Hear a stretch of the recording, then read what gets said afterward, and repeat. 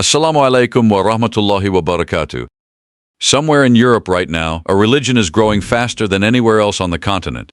Faster than anyone predicted. Faster than most governments are prepared for. And it's not happening in the Middle East or in Asia, it's happening quietly, in the heart of Europe itself. By the end of this video, you'll know exactly which country it is, why it's happening there, and not somewhere else, and what it means for the future of the continent. Stay with me, because the answer might completely change how you see Europe. Let's begin. When people think about the growth of Islam in Europe, most minds jump straight to France or Germany, the countries with the largest total Muslim populations. But total numbers and growth rate are two very different things. A country can have a huge Muslim population that's barely growing, while a much smaller country experiences an explosive increase. According to researchers who study European religious demographics, the country currently showing the fastest proportional growth in its Muslim population isn't one of the usual suspects. It's a nation many people don't immediately associate with Islam at all, and that's exactly what makes this story so fascinating. We're talking about a mix of three powerful forces converging at the same time: continued migration, notably higher birth rates among Muslim families compared to the national average, and perhaps the most surprising factor of all, a steady, quiet rise in native-born converts. Let's break each one of these down, because understanding why this is happening is even more interesting than knowing where. Before we go further, it helps to understand how Europe got here in the first place. Islam's presence in Europe isn't new. It stretches back over 1,000 years, to the Umayyad conquest of the Iberian Peninsula in the 8th century, and to the Ottoman Empire's expansion into the Balkans, starting in the 14th century. For centuries, large Muslim populations lived in what is now Spain, Bosnia, Albania, and parts of Bulgaria and Greece, not as newcomers, but as long-established communities woven into the fabric of those societies. The modern chapter of this story, the one most people are familiar with, really begins after World War II. European economies were rebuilding, labor was scarce, and countries across Western and Central Europe began recruiting so-called guest workers from Turkey, North Africa, and South Asia. The assumption at the time was that these workers would eventually return home. Most never did. They built families, communities, mosques, and generation by generation, what was meant to be temporary became permanent. Then came the 1990s and 2000s. The Bosnian War displaced hundreds of thousands of Muslims across Europe. The 2011 Arab Spring and the Syrian civil war that followed sent millions more toward European borders. Each wave added new layers to an already complex, evolving story. Understanding this history matters because the growth we're discussing today isn't a sudden event. It's the latest chapter of a story that's been unfolding for decades, and in some places for centuries. Over the past 3 decades, waves of migration have reshaped the religious map of Europe. Conflicts in the Middle East, North Africa, and parts of Central and South Asia pushed millions of people toward European borders in search of safety and stability. Some countries absorbed these waves faster than others, and the ones with young, growing Muslim populations today are largely the ones that welcomed significant numbers of migrants during the 2010s, especially around 2015 and 2016. Here's a detail that often gets lost in the conversation. Religious demographic growth isn't only about who arrives at the border. It's also about who is born. Multiple studies, including projections from the Pew Research Center, have consistently shown that Muslim families in Europe tend to have a higher average birth rate than the general population. Combine that with a Muslim population that skews significantly younger, meaning more people are in their childbearing years, and you get a demographic multiplier effect that compounds year after year. And then there's the part of the story almost nobody expects: conversion. It's easy to assume that the growth of Islam in Europe is purely a story about immigration. But it isn't. Across the continent, researchers have documented a steady, ongoing stream of native Europeans, men and women who were raised Christian, secular, or agnostic, choosing to embrace Islam as adults. It's not a flood. It's not dramatic, but it's consistent, year after year, and it adds a layer to this story that pure migration statistics can't explain. Who converts and why? Surveys of European converts point to a recurring set of motivations. Some describe an intellectual journey, reading about Islamic theology, philosophy, or history, and finding answers to questions that other belief systems left unresolved. Others describe a more personal relational path, much like Amara, whom we'll meet in a moment, friendships, marriages, or communities that gradually opened a door. And some describe a search for structure and meaning in a culture they experienced as increasingly secular and, in their words, spiritually adrift.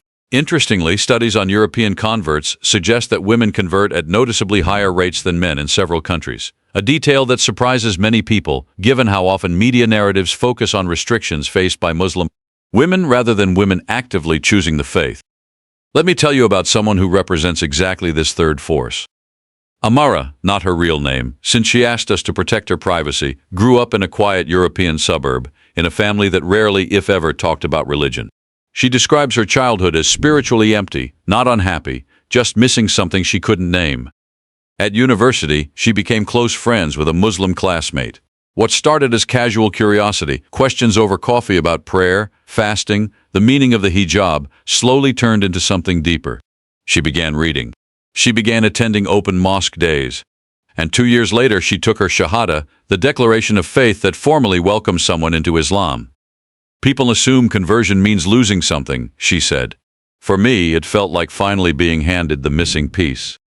Stories like Amara's are becoming increasingly common across Europe, and they're a critical, often overlooked part of why Islam's growth on the continent looks the way it does today.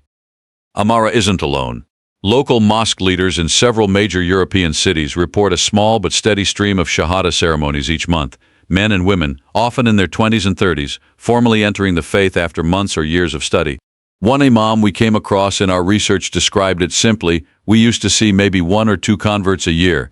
Now it's closer to 1 or 2 a month.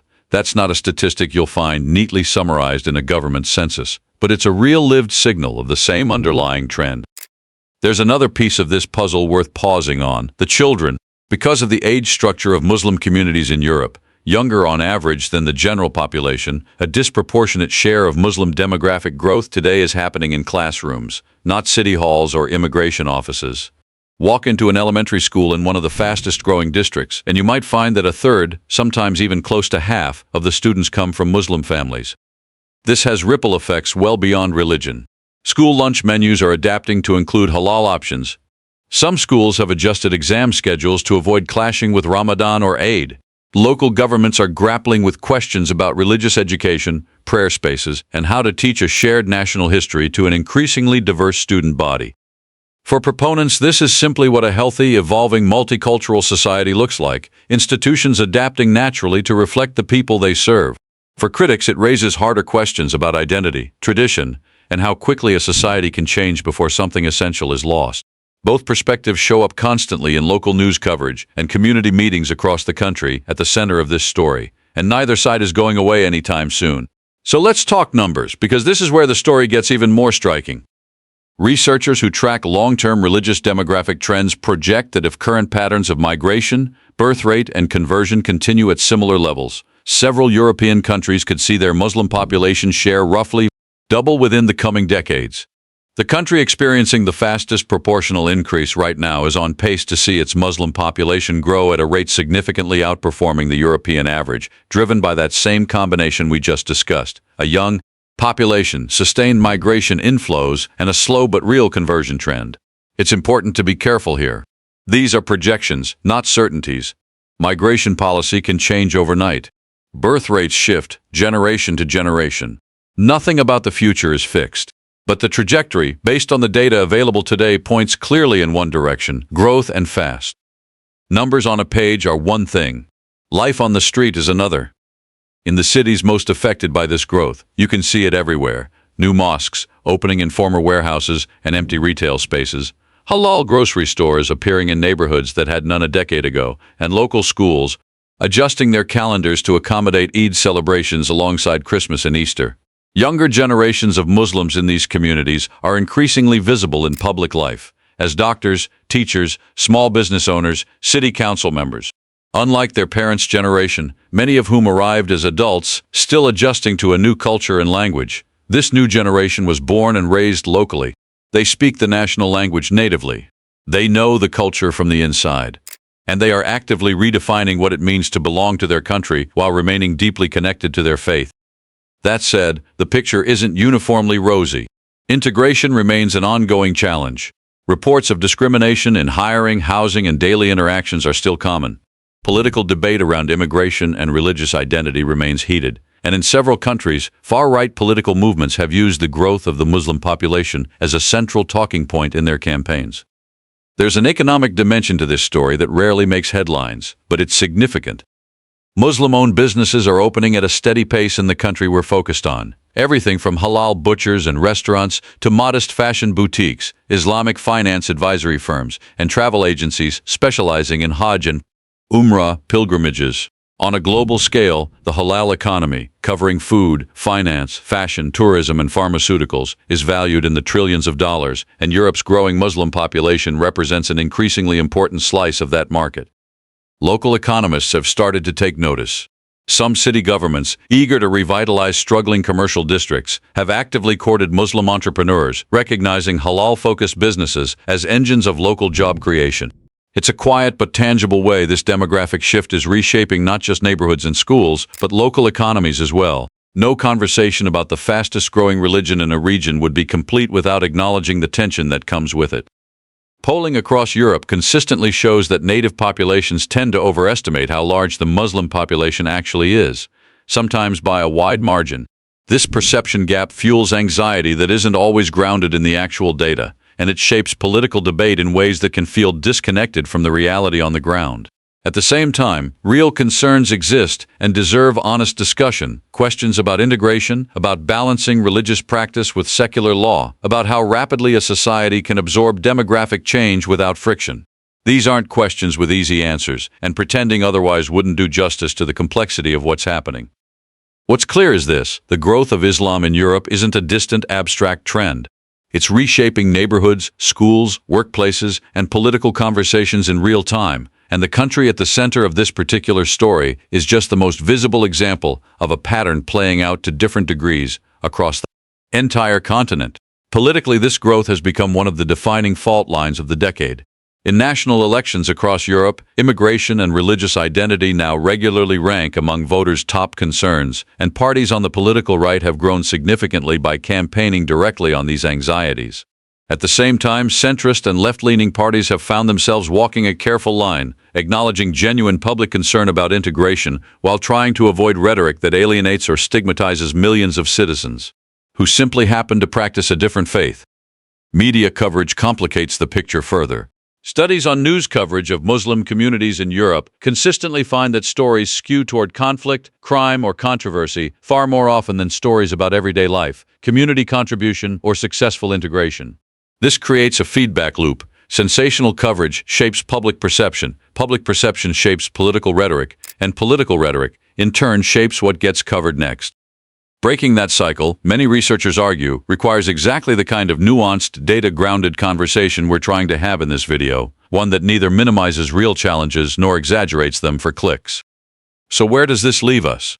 If current trends hold, the coming decades will likely bring a Europe where Islam is not a minority curiosity, but an increasingly central part of the continent's religious and cultural identity, particularly in the country we've been discussing today, where the growth curve is steepest.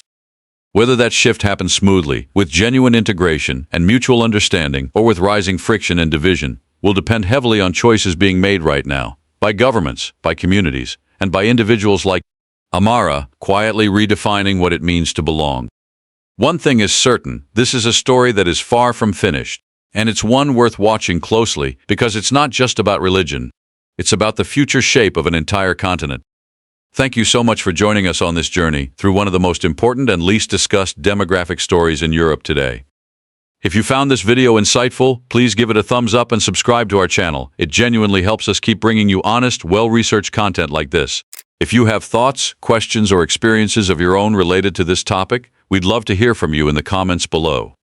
We look forward to having you join us on our next journey. Alhamdulillah. Assalamu alaikum wa rahmatullahi wa barakatuh.